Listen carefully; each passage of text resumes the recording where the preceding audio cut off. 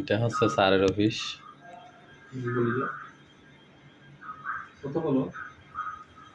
আমি আসছি স্যারের, সকাল থেকে আসছি স্যারের,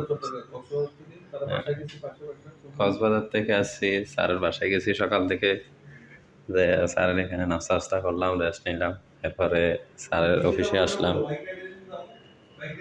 স্যারের বাসায় এসে সব কিছু দেখলাম, অফিসে আসলাম, অফিস থেকে সবাই আছে, কাজ করতেছে যার মতো। আমি হচ্ছে বাইক রাইডার হিসেবে আছি, স্যারের অফিস এটা ঢাকায়।